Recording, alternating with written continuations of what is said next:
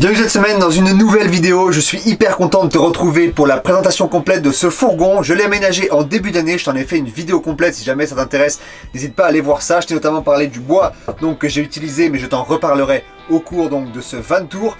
Déjà, bienvenue dans ce cadre. Alors il y a beaucoup de vent à l'extérieur, mais on est dans le cirque de l'Esquin, dans les Pyrénées-Atlantiques. Je sais pas si tu connais ce spot, c'est magnifique. J'ai une vue de fou là, juste en face de moi sur les portes arrière. Tu peux le voir, sauf que malheureusement, à cause du vent, je peux pas vraiment être à l'extérieur, donc c'est pas grave, changement de plan. On va faire ça à l'intérieur. Je vais te présenter entièrement ce van. C'est le 6e sur la chaîne, si je dis pas de bêtises, en 4 ans, donc tu commences à être habitué. Mais c'est la première fois que je fais ce plan, donc on est parti, je te présente ça dans les moindres détails.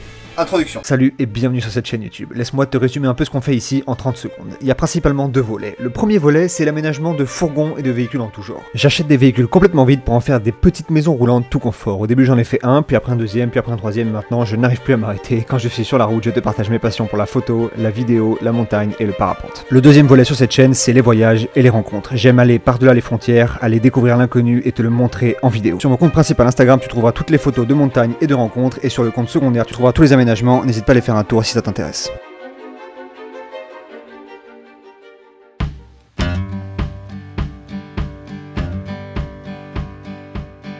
Alors petit rappel avant de passer à la visite, on est sur un modèle ici qui est un Volkswagen Crafter de 2012, 185 000 km au compteur. Je l'ai acheté à un couvreur, on est sur un L2H2, il fait donc 6 mètres de long.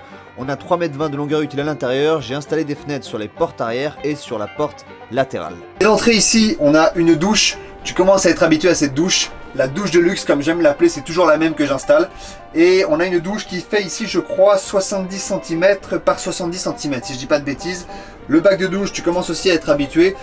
Moi, j'utilise du bois, j'imperméabilise le tout, je mets du ciment en dessous et je fais donc mon propre bac de douche en carrelage parce que je suis vraiment pas satisfait des bacs de douche en plastique. Ici, j'ai carrelé donc la surface au fond, comme tu peux le voir, et les parois ici sur les deux côtés. Ce sont des parois de chez Platen Laden. N'hésite pas à aller voir la vidéo dédiée à la construction de ce van. Je te rappelle au passage que tu as 5% de réduction avec le code TONFOURGON5.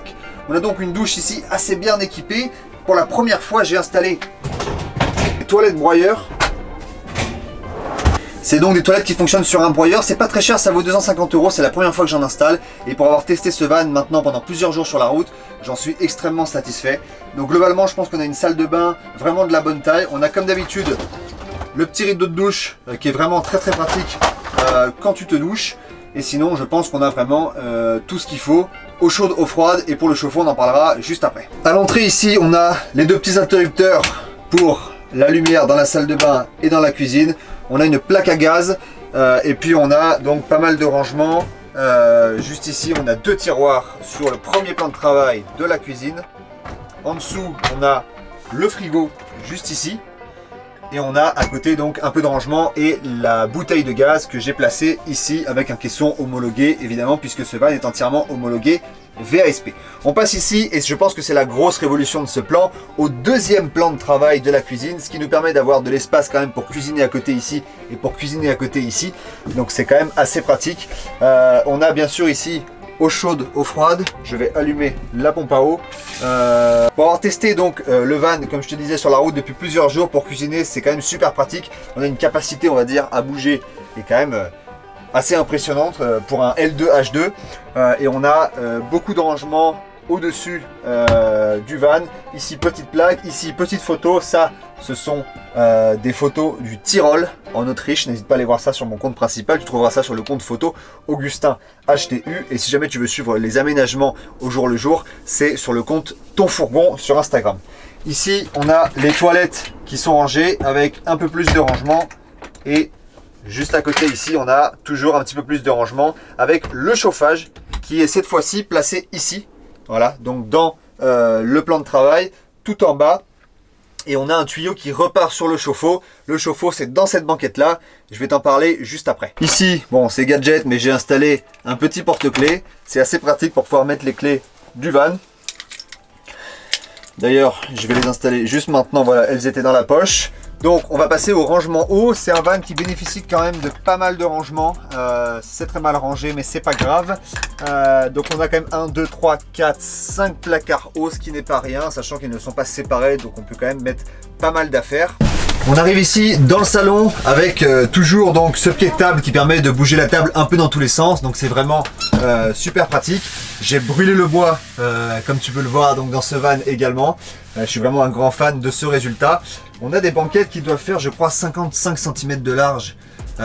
Donc celle-là elle doit faire 1m60 et celle-là 1m75 il me semble de long, et donc on obtient un lit évidemment comme d'habitude en faisant la table. Je vais te montrer ça tout de suite, et on obtient je crois un lit donc de 1m75 par 1m75 à peu près, pas à tous les endroits mais globalement ça revient à peu près à ça. Et voilà pour le lit.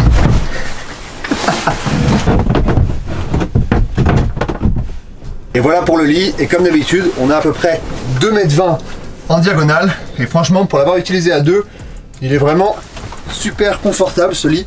C'est juste que, effectivement, il faut l'utiliser en diagonale. Je sais que ça peut en refroidir certains, mais honnêtement, moi je vois vraiment pas le problème. On va passer aux banquettes, je vais te montrer l'électricité, la réserve d'eau et le chauffe-eau. Alors pour la banquette, au niveau de l'électricité, voilà à quoi ça ressemble. On a quand même beaucoup de place, comme tu peux le voir pour le rangement. Ici on a une batterie de 165 ampères, Victron Energy, un convertisseur de chez Victron Energy. On a ici le chargeur DC-DC de chez Victron Energy également, et le régulateur MPPT de chez Victron Energy également, avec un panneau solaire. Le tout vient de chez MyShop Solaire, et je te rappelle au passage que tu as 5% de réduction avec le code TONFOURGON5 chez MyShop Solaire, donc n'hésite pas à en profiter. Sur 1000 € de commande, ça fait quand même 50 € d'économiser, ce n'est pas neutre. Donc ici on a tout le compartiment électricité, il respire pas mal, on peut mettre quand même pas mal d'affaires. Dans la banquette de l'autre côté, on a tout le système de plomberie, la réserve d'eau, juste ici de 85 litres, la pompe à eau 12 volts, ici on a un petit coffre-fort, ça peut toujours servir, tous les tuyaux, le chauffe-eau ici, Poonman, c'est un chauffe-eau qui fonctionne avec l'air chaud du diesel, c'est un 9 litres.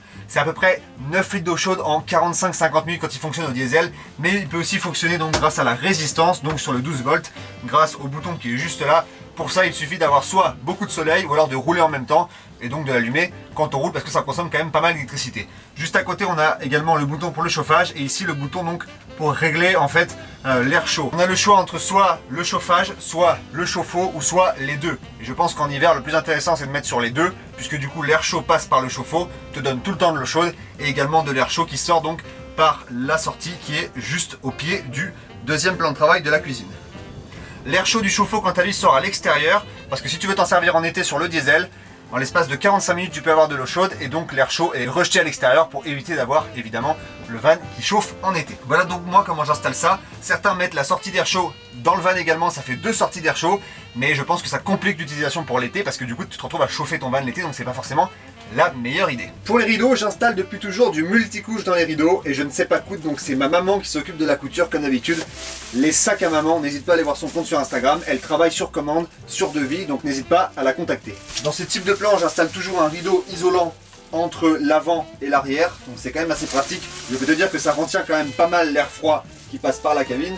Et ici, j'ai donc opté pour un énorme rideau. Là ici, tu vois, ce soir pour bivouaquer, je sais que le froid ne rentrera pas trop. J'utilise depuis peu des petites ventouses qui viennent en fait se visser sur la vitre. C'est super pratique, ça empêche au multicouche de bouger à l'intérieur donc du rideau, et ça permet d'avoir des rideaux qui ne bougent pas sur les vitres, donc c'est vraiment très pratique. Exactement le même principe pour les rideaux de la porte du fond, ça je pense que tu commences à en être habitué. Le lanterneau, c'est toujours le même modèle, c'est le modèle MPK. Donc il est vraiment parfait puisqu'il offre 150 cm² d'aération permanente pour le VASP, donc c'est largement suffisant pour ce type de véhicule qui est à 125 comme minimum. On a la moustiquaire, on a le volet pour la nuit, ici on a un petit décapsuleur indispensable, et en termes de LED, on a des LED de lecture. On a deux LED de lecture ici, et on a 3 LED en tout au niveau du plafond, une LED juste au-dessus donc du premier plan de travail, une LED au-dessus du deuxième plan de travail, et une LED dans la salle de bain qui s'allume avec l'interrupteur qui est juste à l'entrée. Ici on a une première station avec le bouton pour la pompe à eau, on a des chargeurs USB donc pour charger tes appareils en 12 volts, même si moi j'utilise davantage les prises de 130 volts qui sont juste en dessous parce que ça charge beaucoup plus vite. Ici on a le bouton justement pour le convertisseur 230 volts, parce qu'il ne faut jamais le laisser vraiment tout le temps allumé, sinon ça consomme quand même pas mal. Et ici on a les jauges, on va voir je pense à l'instant que j'ai la cuve d'eau sale qui est quasiment pleine et donc la cuve d'eau propre qui est à moitié pleine. J'espère donc que cette petite présentation t'a plu. En tout cas moi je suis vraiment fan de ce plan pour l'avoir testé depuis quelques jours sur la route. On est donc sur la base, comme tu l'as reconnu, d'un plan Brigitte qui sont les 3 premiers vannes que j'ai fait. Mais les 2 plans de travail de la cuisine changent vraiment tout et évidemment la possibilité d'avoir les toilettes incorporées au 2e plan de travail de la cuisine, ça permet d'avoir une douche quand même un peu plus petite.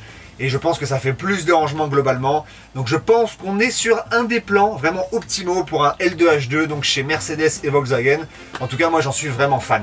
N'hésite pas à aller voir les autres vidéos donc, de la construction. Il y a aussi le Mercedes qui est en cours de construction, donc je te sortirai d'autres vidéos très bientôt. J'espère encore une fois que cette vidéo t'a plu. N'hésite pas, si tu as des questions, à les mettre dans les commentaires. Peut-être qu'il manque certaines infos dans la vidéo, mais j'essaie de répondre à tout le monde. On se dit à très vite pour une prochaine vidéo. Prends soin de toi. Ciao!